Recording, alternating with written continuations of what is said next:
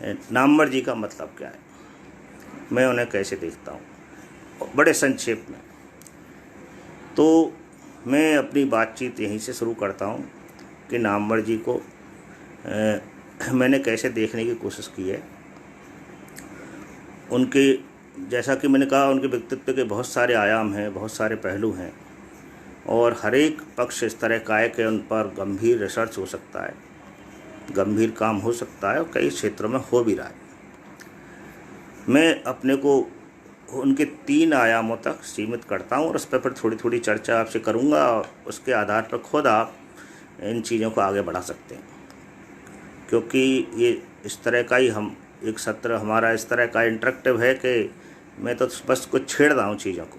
नामवर के बारे में आप लोग काफ़ी कुछ जानते हैं, बस थोड़ा कुछ उनकी तरफ ध्यान आकर्षित करने की ज़रूरत है, फिर आप खुद उस दिशा में सोचेंगे, काम करेंगे, और मुझे लगता है कि प्रेरणा भी प्राप्त करेंगे। तो उनके एक रूप को हम सब जानते हैं कि वो हमारे समय के सबसे बड़े आलोचक रहे।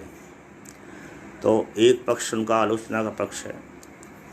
दूसरा पक्ष जो उनका है, जिस पर कम बात होती है अपेक्षाकृत, वो पक्ष है उनका साहित्य शिक्षण का।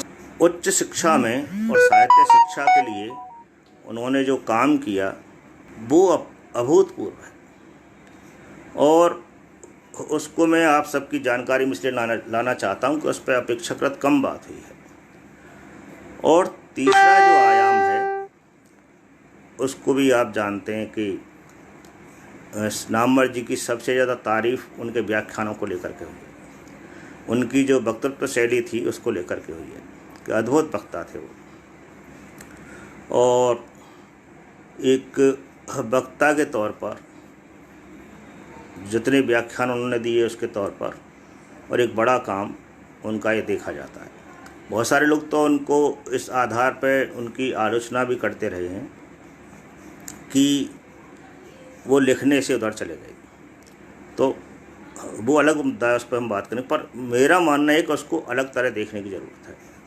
उनके इस वाले जो एस्पेक्ट को, इस पहलू को अलग तरह देखने की ज़रूरत है। और मैं इसको इस तरह से देखता हूँ कि जो पब्लिक स्फीयर में, जन क्षेत्र में, या आसानी के लिए कहें, अंग्रेजी का शब्द है पब्लिक स्फीयर। पब्लिक स्फीयर का मतलब है जहाँ घर की सीमा समाप्त होती है, जो इस तरह की सीमा है जहाँ हम सब लोग मिलते हैं, है ना। जो सार्वजनिक क्षेत्र हैं, कहना चाहिए कि जो ऑडिटोरियम हैं, जहाँ हमारी गोष्ठियाँ, संगोष्ठियाँ